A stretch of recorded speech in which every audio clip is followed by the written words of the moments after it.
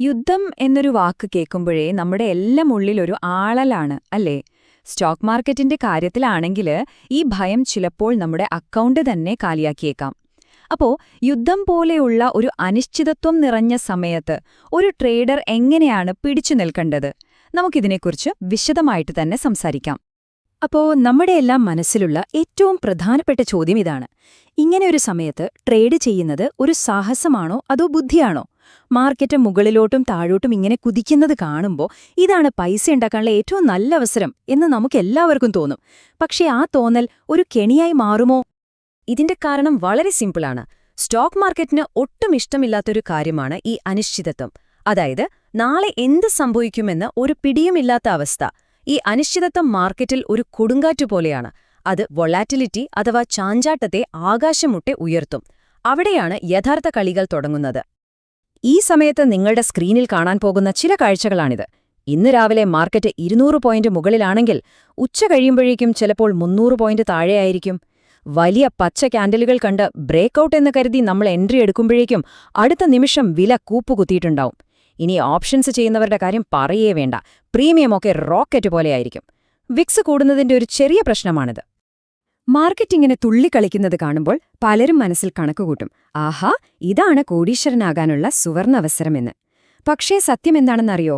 ഇതേ സമയത്താണ് ഭൂരിഭാഗം റീറ്റെയിൽ ട്രേഡർമാരും അവരുടെ കഷ്ടപ്പെട്ടുണ്ടാക്കിയ പണം മുഴുവൻ നഷ്ടപ്പെടുത്തുന്നത്. ഈ ഒരു തെറ്റിദ്ധാരണയാണ് പലരുടെയും ട്രേഡിംഗ് കരിയറിന് അവസാനം കുറിക്കുന്നത്. അപ്പോ എന്തുകൊണ്ടാണിങ്ങനെ സംഭവിക്കുന്നത്?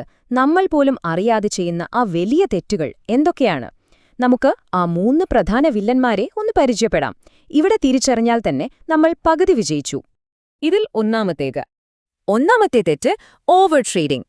മാർക്കറ്റ് ഒരു റോളർ കോസ്റ്റർ പോലെ മുകളിലോട്ടും താഴോട്ടും പായുന്നത് കാണുമ്പോൾ നമുക്കൊരു തോന്നലുണ്ടാകും, ഓരോ നീക്കവും എങ്ങനെയെങ്കിലും പിടിക്കണമെന്ന്. അയ്യോ, ആ അവസരം നഷ്ടപ്പെട്ടല്ലോ എന്നൊരു ഭയം. അതായത് FOMO. നമ്മളെക്കൊണ്ട് ആവശ്യമുള്ളതും ഇല്ലാത്തതുമായ ട്രേഡുകൾ എടുപ്പിക്കും.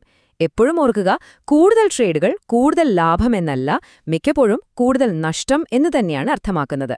ഇനി രണ്ടാമത്തെ കെണി. ടിവിയിലും ഓൺലൈനിലുമൊക്കെ വാർത്തകൾ ഒരുപാട് കണ്ട് ട്രേഡ് ചെയ്യുന്നവർ സ്ഥിരമായി വീഴുന്ന ഒരു കെണിയാണിത്. അതായത് ന്യൂസ് ബേസ്ഡ് ട്രേഡിംഗ്.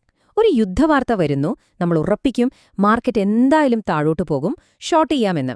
പക്ഷെ നമ്മളൊരു കാര്യം ഓർക്കണം, നമ്മൾ ആ വാർത്ത ചാനലിലൊരു ബ്രേക്കിംഗ് ന്യൂസായി കാണുമ്പോഴേക്കും വലിയ കളിക്കാര് ആ വിവരം നേരത്തെ അറിഞ്ഞ് അവരുടെ പൊസിഷൻസ് എടുത്തു കഴിഞ്ഞിട്ടുണ്ടാകും. നമ്മൾ ഷോർട്ട് ചെയ്യാൻ പോകുമ്പോൾ ചിലപ്പോൾ മാർക്കറ്റ് തിരിച്ചു മുകളിലേക്ക് കുതിച്ചെന്നു വരാം. ഓർക്കുക, വാർത്തയല്ല, പ്രൈസാണ് കിങ്. ഇനി മൂന്നാമത്തെ തെറ്റ്. ഒരു പക്ഷേ ഒരു ട്രേഡറുടെ അക്കൗണ്ട് ഒറ്റയടിക്ക് കാലിയാക്കാൻ ശക്തിയുള്ള ഏറ്റവും അപകടകാരിയായൊരു ശീലം: നമ്മുടെ രക്ഷാകവചമായ സ്റ്റോക്ക് ലോസിനെ മറന്നുകളയുക.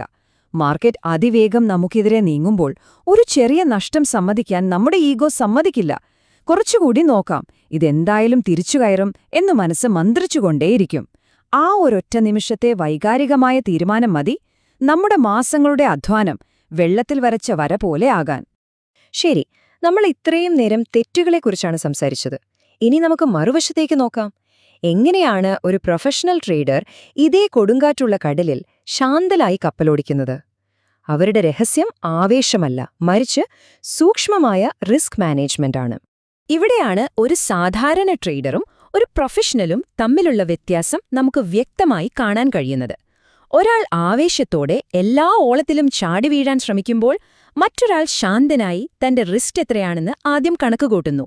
അവർ ഒരുപാട് ട്രേഡ് ചെയ്യുന്നില്ല, പകരം ഒരു പുലി ഇരയെ കാത്തിരിക്കുന്നതുപോലെ ഏറ്റവും മികച്ച ഒരൊറ്റ അവസരത്തിനായി കാത്തിരിക്കുന്നു. ലാഭമല്ല, സ്വന്തം മൂലധനമാണ് അവരുടെ ആദ്യത്തെ പ്രയോറിറ്റി. അതെ, ഇതാണ് ഒരു പ്രൊഫഷണൽ ട്രേഡറുടെ ഒന്നാമത്തെ നിയമം. എന്തു തന്നെ സംഭവിച്ചാലും നിന്റെ മൂലധനത്തെ സംരക്ഷിക്കുക. കാരണം ലളിതമാണ്. കയ്യിൽ പണമുണ്ടെങ്കിൽ നിങ്ങൾക്ക് നാളെയും ഈ കളി കളിക്കാം. എന്നാൽ ആ പണം ഒറ്റയടിക്ക് നഷ്ടപ്പെടുത്തിയാൽ പിന്നെ നിങ്ങൾ ഗാലറിയിലിരുന്ന് കളി കാണുന്ന ഒരു കാഴ്ചക്കാരൻ മാത്രമായിരിക്കും. ഈ പറഞ്ഞ കാര്യങ്ങൾ വെറും തിയറി അല്ലെന്ന് കാണിക്കാൻ അടുത്തിടെ എനിക്കുണ്ടായൊരനുഭവം ഞാൻ നിങ്ങളുമായി പങ്കുവയ്ക്കാം. ഇത് കേൾക്കുമ്പോൾ നിങ്ങൾക്ക് കാര്യങ്ങൾ കുറച്ചുകൂടി വ്യക്തമാകും. അന്നൊരു ദിവസം മാർക്കറ്റ് കണ്ടാൽ ആരായാലും ട്രേഡ് ചെയ്യാൻ ആഗ്രഹിച്ചു പോകും. ഏകദേശം 2% മാർക്കറ്റ് ഉയർന്നത്. ചാർട്ടിൽ നോക്കിയാൽ അതിമനോഹരമായൊരു ബുള്ളിഷ് പാറ്റേൺ. ഒറ്റനോട്ടത്തിൽ ഒരു സുവർണ അവസരം. പക്ഷേ ഞാൻ ട്രേഡ് എടുത്തില്ല. കാരണം ചാർട്ടിന് പുറത്ത് ലോകം അത്ര ശാന്തമായിരുന്നില്ല. ആഗോളതലത്തിൽ സംഘർഷം പുകയുന്നുണ്ടായിരുന്നു. വിക്സ് 20 മുകളിലാണ്. അതായത് ഓപ്ഷൻ പ്രീമിയങ്ങൾ തീപിടിച്ച പോലെ നിൽക്കുന്നു. ചുരുക്കി പറഞ്ഞാൽ ചാർട്ട് വാങ്ങൂ എന്ന് പറയുമ്പോൾ ചുറ്റുമുള്ള സാഹചര്യം അപകടമെന്നും മുന്നറിയിപ്പ് നൽകുകയായിരുന്നു. അതുകൊണ്ട് ഞാൻ അന്ന് സിസ്റ്റം ഓഫ് ചെയ്ത് മാറി നിന്നു. സത്യം പറഞ്ഞാല് ഒരു വലിയ അവസരം നഷ്ടപ്പെട്ടല്ലോ എന്നോർത്തെനിക്ക് ഒരു തരി പോലും വിഷമം തോന്നിയില്ല. കാരണം എനിക്കറിയാം, ട്രേഡിംഗ് എന്നത് എല്ലാ ദിവസവും എല്ലാ മീനിനെയും പിടിക്കുന്ന ഏർപ്പാടല്ല. ചിലപ്പോൾ ഏറ്റവും ലാഭകരമായ ട്രേഡ് ഒരു ട്രേഡും എടുക്കാതിരിക്കുന്നതാണ്. അപ്പോൾ ഈ ഒരു ചർച്ചയിൽ നിന്ന് നമുക്ക് വീട്ടിൽ കൊണ്ടുപോകാൻ കഴിയുന്ന പാഠങ്ങൾ എന്തൊക്കെയാണ്? അനിശ്ചിതമായ മാർക്കറ്റുകളിൽ നിങ്ങളുടെ കപ്പൽ മുങ്ങിപ്പോകാതിരിക്കാൻ സഹായിക്കുന്ന 3 ലളിതമായ നിയമങ്ങൾ. ഒന്നാമതായി, നിങ്ങളുടെ റിസ്ക് പകുതിയായി കുറയ്ക്കുക. സാധാരണ 100 ഷെയർ വാങ്ങുന്ന ആളാണെങ്കിൽ ഇത്തരം ദിവസങ്ങളിൽ 50 എണ്ണം മാത്രം വാങ്ങുക. രണ്ടാമതായി, ഏറ്റവും മികച്ച ഒരു A+ ഗ്രേഡ് സെറ്റപ്പ് കിട്ടിയാൽ മാത്രം ട്രേഡ് ചെയ്യുക. കൊള്ളാം, പക്ഷേ ഒരു ചെറിയ സംശയമുണ്ട് എന്ന് തോന്നുന്ന ഒരു ട്രേഡും എടുക്കരുത്. മൂന്നാമത്തെയും ഏറ്റവും പ്രധാനപ്പെട്ടതുമായ കാര്യം, ക്ഷമയോടെ മാറി നിൽക്കുന്നത് പോലും ഒരു ശക്തമായ ട്രേഡിംഗ് തീരുമാനമാണെന്ന് തിരിച്ചറിയുക. ചിലപ്പോൾ ഒന്നും ചെയ്യാതിരിക്കുന്നതാണ് ഏറ്റവും വലിയ ബുദ്ധി. അവസാനമായി ഈ ഒരു ചിന്ത എപ്പോഴും നിങ്ങളുടെ മനസ്സിൽ വയ്ക്കുക. ട്രേഡിംഗിലെ യഥാർത്ഥ ലക്ഷ്യം എല്ലാ ദിവസവും ലാഭമുണ്ടാക്കുക എന്നതല്ല, മറിച്ച് ഈ കളിയിൽ ദീർഘകാലം പിടിച്ചു നിൽക്കുക, അതിജീവിക്കുക എന്നതാണ്. കൊടുങ്കാറ്റുകൾ വരും പോകും, പക്ഷെ നിങ്ങളുടെ കപ്പൽ മുങ്ങാതെ നോക്കുക. കാരണം അതിജീവിച്ചാൽ മാത്രമേ നിങ്ങൾക്കൊരു നാൾ ഈ കടലിലെ രാജാവാകാൻ കഴിയൂ. ഓർക്കുക, ചില സമയങ്ങളിൽ ഒരു ട്രേഡറുടെ ഏറ്റവും വലിയ ആയുധം ട്രേഡ് ബട്ടണല്ല, സിസ്റ്റം ഷട്ട് ഡൗൺ ചെയ്യാനുള്ള ബട്ടണാണ്.